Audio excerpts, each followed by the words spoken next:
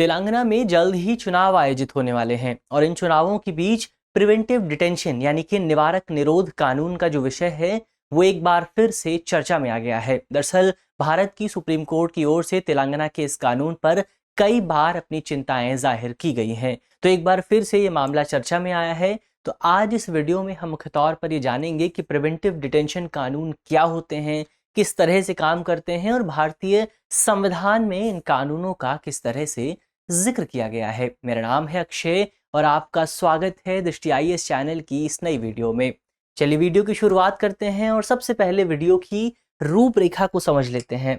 तो वीडियो में सबसे पहले हमने न्यूज़ यानी कि खबर की बात की। खबर को जानने के बाद हम मुख्य तौर पर ये जानेंगे कि निवारक निरोध यानी कि प्रिवेंटिव डिटेंशन का मतलब क्या होता है, उसके अर्थ को समझेंगे। भारत में इस तरह के कौन कौन से कानून मौजूद हैं, केंद्र सरकार के कौन से कानून हैं, राज्य सरकार के कौन से कानून हैं, इस पर भी बात करेंगे। इसके अलावा इन कानूनों के तहत राज्य को कौन कौन सी शक्तियां मिलती हैं, संविधान किन शक्तियों का जिक्र करता है, उसको भी समझेंगे। और इन कानूनों को लेकर अदालत ने अभी तक क्या निर्णय दिया है, अदालत के पास किस तरह की शक्तियां मौजूद हैं इन कानूनों को लेकर, उस पर भी बात करेंगे। और अंत में एक सवाल को भी देखेंगे। सवाल जो होगा वो प्रीलिम्स का है और आप कमेंट बॉक्स में इस पूरे विषय के जो सवाल है उसका जवाब दे सकते हैं। इसके अलावा ये जो पूरा विषय है मुख्य तौर पर सामान्य अध्ययन प्रश्न पत्र 2 से जुड़ा हुआ है और आप इसे भारतीय संविधान और भारतीय राज्य व्यवस्था यानी कि इंडियन पॉलिटी इन दोनों खंडों से जोड़कर देख सकते हैं। तो चलिए वीडियो की शुरुआत करते हैं और सबसे पहले निवारक निरोध क्या होता है एक बार उसको समझ लेते हैं। तो जब हम निरोध शब्द का जिक्र करते हैं, डिटेंशन का जिक्र करते हैं, तो डिटेंशन का सामान्य अर्थ होता है किसी व्यक्ति को गिरफ्तार किया जाना, किसी व्यक्ति को हिरासत में लिया जाना। अब जब हम भारत के संदर्भ में बात करते हैं तो यहाँ पर हिरासत में लिए जाने को डिटेंशन के 2 प्रकार हमें देखने को मिलते हैं। इसमें पहला प्रकार है दंडात्मक निरोध यानी कि प्यूनिटिव डिटेंशन। तो दंडात्मक निरोध में मुख्य तौर पर किसी व्यक्ति को तब गिरफ्तार किया जाता है जब वो व्यक्ति कोई अपराध कर देता है। तो अगर किसी व्यक्ति को अपराध के बाद गिरफ्तार किया जा रहा है तो कहा जाएगा कि उसका जो निरोध है, जो डिटेंशन है वो दंडात्मक डिटेंशन है और उसको उस गिरफ्तारी के बाद दंड दिया जाना है। उसका ट्रायल चलेगा कोर्ट में और कोर्ट निर्णय लेगा कि उस व्यक्ति ने अपराध किया है या फिर नहीं किया है और कोर्ट उस अपराध के आधार पर उसको सजा सुनाएगा। ये पहले प्रकार का डिटेंशन हुआ, निरोध हुआ। इसके बाद एक प्रकार का निरोध और होता है, डिटेंशन और होता है, जिसका नाम है निवारक निरोध यानी कि प्रिवेंटिव डिटेंशन। अब जैसा कि आपने प्रकार से ही समझ सकते हैं, जब हम प्रिवेंटिव डिटेंशन की बात करते हैं तो प्रिवेंटिव डिटेंशन में मुख्य तौर पर जो स्टेट है, जो सरकार है, वहां पर सरकार को यह अधिकार होता है कि वो बिना यदि किसी व्यक्ति ने अपराध नहीं भी किया है तो भी यदि सरकार को संदेह है या फिर राज्य को संदेह है कि वो व्यक्ति अपराध कर सकता है तो अपराध के संदेह के आधार पर भी राज्य किसी व्यक्ति को हिरासत में ले सकता है। यहाँ पर ये इंपॉर्टेंट बात हो जाती है। एक शब्द का जिक्र और आता है, वो शब्द है प्री ट्रायल डिटेंशन। तो प्री ट्रायल डिटेंशन में मुख्य तौर पर किसी व्यक्ति पर अपराध साबित नहीं हुआ है बल्कि उसका ट्रायल चल रहा है और ट्रायल से पहले ही वो कहीं भाग ना जाए, कहीं फरार ना हो जाए, इसको रोकने के लिए कई बार उसे गिरफ्तार कर लिया जाता है। तो ये जो है प्रिवेंटिव डिटेंशन से अलग होता है क्योंकि यहाँ पर अपराध हो चुका है, लेकिन प्रिवेंटिव डिटेंशन में अपराध हुआ नहीं है बल्कि अपराध को रोकने के लिए कानून बनाया गया है। अपराध को रोकने के लिए सरकार किसी व्यक्ति को गिरफ्तार कर सकती है। अब अगर दूसरे देशों के उदाहरण की बात करें, जैसे अमेरिका को देखेंगे आप, ब्रिटेन की बात करेंगे आप कनाडा को देखेंगे, तो वहां पर प्रिवेंटिव डिटेंशन को एक वॉर मेजर के तौर पर इस्तेमाल किया जाता है। यानी कि जब वहां पर युद्ध होता है तो युद्ध की स्थिति में ही केवल प्रिवेंटिव डिटेंशन लागू होता है। लेकिन जब आप भारत की बात करते हैं, जब आप भारत के संविधान को देखते हैं, तो भारत के संविधान के अगर आप भाग 3 को देखेंगे जो कि मौलिक अधिकार से जुड़ा हुआ है, तो भाग 3 में आपको निवारक हिरासत का जिक्र जो है देखने को मिल जाएगा, आपको प्रिवेंटिव डिटेंशन का जिक्र जो है देखने को मिल जाएगा। और क्योंकि भाग 3 जो है ये हमारी बेसिक स्ट्रक्चर का हिस्सा है तो यहाँ पर ये जो पूरा एलिमेंट है इसको संविधान से हटाना भी बहुत ज़्यादा मुश्किल है। तो ये मुख्य तौर पर निवारक निरोध की बात हुई, प्रिवेंटिव डिटेंशन की बात हुई कि ये होता क्या है। अब इससे जुड़े कौन कौन से कानून हमारे देश में मौजूद हैं, एक बार उन कानूनों की भी बात कर लेते हैं। तो जैसे इसमें पहला कानून है, अगर केंद्रीय कानूनों की बात करें कि केंद्र सरकार ने जो कानून बनाए हैं उनको देखें तो इसमें कानून है नेशनल राष्ट्रीय सुरक्षा अधिनियम 2008। इसके अलावा विदेशी मुद्रा संरक्षण और तस्करी गतिविधियों की रोकथाम अधिनियम 1974। तो ये 2 कानून हैं जिन कानूनों के माध्यम से सरकार किसी व्यक्ति को बिना अपराध किए भी गिरफ्तार कर सकती है।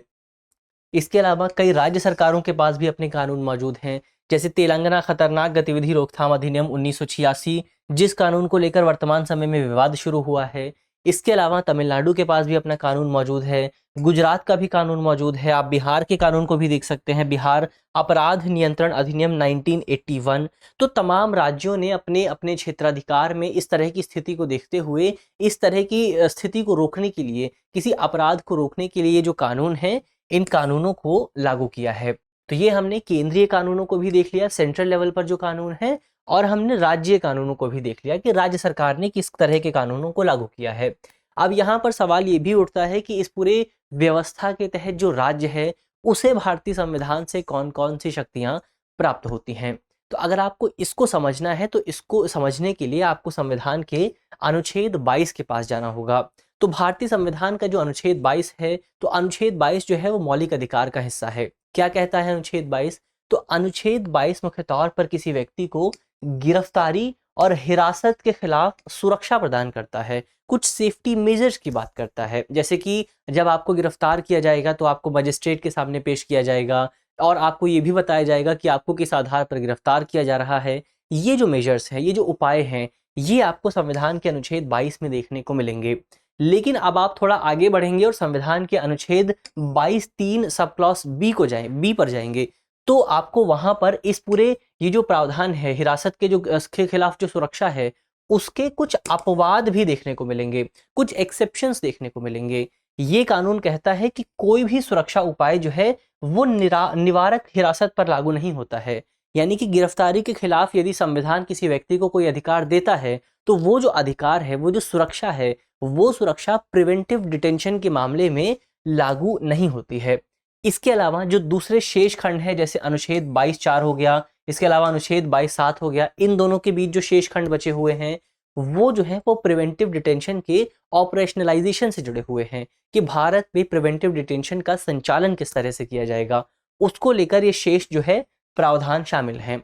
तो क्या-क्या प्रावधान है, एक बार इन प्रावधानों को भी देख लेते हैं। तो इसमें जो सबसे इंपॉर्टेंट प्रावधान है वो ये है कि ये कानून जो है, जो भारतीय संविधान है, वो राज्य को, और जब हम राज्य की बात करते हैं तो राज्य मतलब जो इमीडिएट जो एंटिटी है, उसका मतलब है डिस्ट्रिक्ट मजिस्ट्रेट, यानी कि जिला का जो अधिकारी है, जिले के जो मजिस्ट्रेट हैं, यानी कि राज्य जो है वो सार्वजनिक व्यवस्था को सुनिश्चित करने के लिए, पब्लिक ऑर्डर को बनाए रखने के लिए किसी व्यक्ति को हिरासत में लेने का आदेश जो है जारी कर सकता है।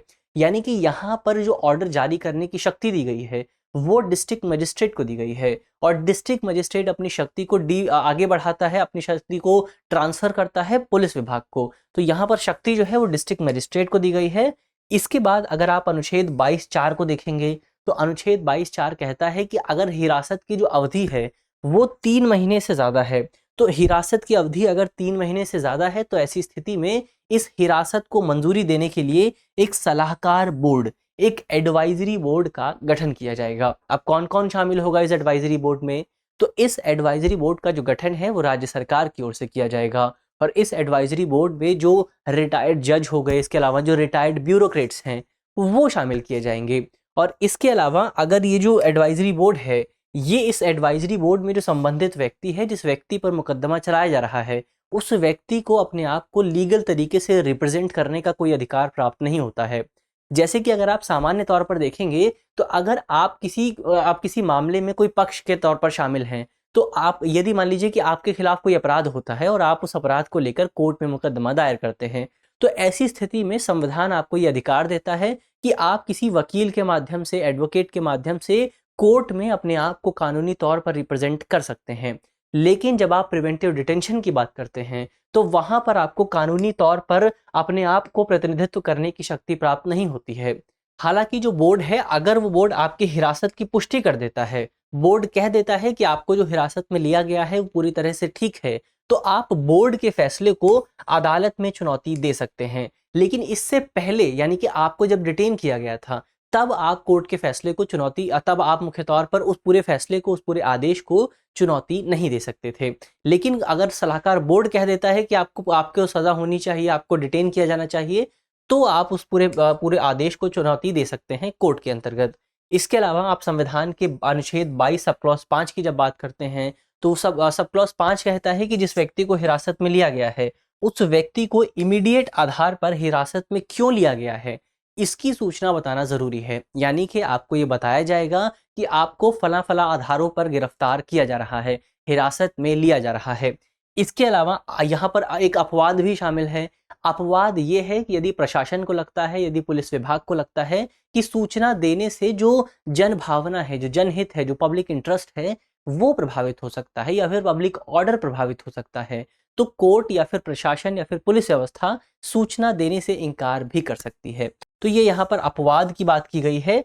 इसके अलावा एक यहाँ पर टेक्निकल ग्राउंड ये भी है कि जो ये सूचना दी जाएगी, ये सूचना उसी भाषा में दी जाएगी जो भाषा जो है उस व्यक्ति को समझ में आती है। तो यहाँ पर ये एक टेक्निकल ग्राउंड के तौर पर पेश किया गया है। ये हमने तमाम उन प्रावधानों की बात कर ली जो कि हमें निवारक निरोध में देखने को मिलते हैं। अब इस पूरे विषय को लेकर कोर्ट का क्या कहना है, अलग-अलग समय पर कोर्ट ने क्या बातें की हैं, कोर्ट का दायरा कहाँ तक आता है, एक बार उसको भी समझ लेते हैं। तो हमने पहले भी बात की कि जो प्रिवेंटिव डिटेंशन के प्रावधान हैं, इसका ज़िक्र भारतीय संविधान के अनुच्छेद 22 में देखने को मिलता है। और अनुच्छेद 22 क्या है? अनुच्छेद 22 मौलिक अधिकार है और मौलिक अधिकार होने का मतलब ये है कि ये बेसिक स्ट्रक्चर का हिस्सा है और बेसिक स्ट्रक्चर का हिस्सा होने का मतलब ये है कि इसकी न्यायिक समीक्षा बहुत ज़्यादा नहीं की जा सकती है। आप इसका जुडिशियल रिव्यू बहुत ज़्यादा नहीं कर सकते हैं क्योंकि ये मूल संरचना का हिस्सा है। और इसके अलावा अब न्यायिक समीक्षा किसकी जा सकती है? तो न्यायिक समीक्षा, जुडिशियल रिव्यू का जो दायरा है, वो बहुत ज़्यादा लिमिटेड है।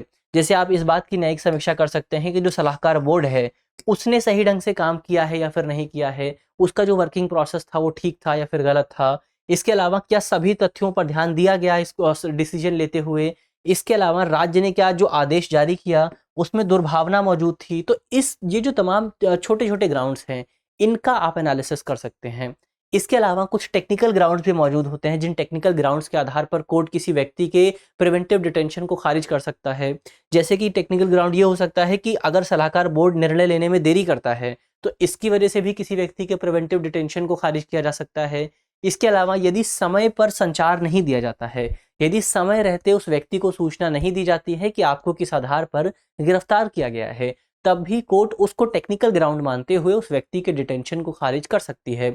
इसके अलावा यदि ये रहता है कि जिस भाषा में बंदी समझता था, यानी कि जिस भाषा में जो डिटेनी है, जिसको गिरफ्तार किया गया है, जिसको हिरासत में लिया गया है, यदि उसकी भाषा में उसे सूचना नहीं दी जाती है, तो इसे भी एक टेक्निकल ग्राउंड के तौर पर कोर्ट स्वीकार करता है और उस व्यक्ति के डिटेंशन को खारिज किया जा सकता है। लेकिन व्यापक तौर पर जब हम बात करते हैं, तो एक बड़े लेवल पर कोर्ट जो है वो प्रिवेंटिव डिटेंशन की समीक्षा नहीं कर सकता, क्योंकि ये हमारे भारतीय संविधान के अनुच्छेद 22 का हिस्सा है, मौलिक अधिकार का हिस्सा है, बेसिक स्ट्रक्चर का हिस्सा है। तो ये हमने इस पूरे विषय को समझ लिया है, हमने निवारक निरोध पर बात कर ली है, भारतीय संविधान में इसका कहाँ पर ज़िक्र किया गया है, हमने उसको भी देख लिया है। अब इसी से जुड़ा अंत में एक सवाल भी है, सवाल हमारा प्रीलिम्स का है और आप कमेंट बॉक्स में सवाल के जवाब को दे सकते हैं। आज का हमारा सवाल है कि भारतीय संविधान के किस अनुच्छेद में प्रिवेंटिव डिटेंशन यानी कि निवारक निरोध का जिक्र किया गया है? हमारे ऑप्शन हैं, ऑप्शन ए अनुच्छेद 15, ऑप्शन बी अनुच्छेद 22, ऑप्शन सी अनुच्छेद 29 या फिर ऑप्शन डी अनुच्छेद 32। तो आप कमेंट बॉक्स में सवाल के जवाब को दे सकते हैं। मुझे उम्मीद है कि इस वीडियो में जिन बिंदुओं की बात की गई है वो आपको समझ में आएंगे, और यदि आपके प्रश्न पत्र में इससे जुड़ा कोई भी सवाल आता है तो आप उस सवाल को आसानी से हल कर सकते हैं। इस तरह के अन्य वीडियो देखने के लिए आप हमारे चैनल को भी सब्सक्राइब कर सकते हैं। साथ ही आपको दूसरी वीडियो इस वीडियो के एंड में मिल जाएंगी। जब वीडियो एंड होगी तो वहाँ पर आपको कुछ वीडियोस दिखाई देंगी। आप उन वीडियोस को देखना भी ना भूलें, वो भी आपकी तैयारी के लिए बहुत इंपॉर्टेंट साबित हो सकती हैं। चलिए मिलते हैं आपसे अगले सेशन में, तब तक के लिए अपना ख्याल रखिए, ध्यान रखिए, पढ़ते रहिए। धन्यवाद।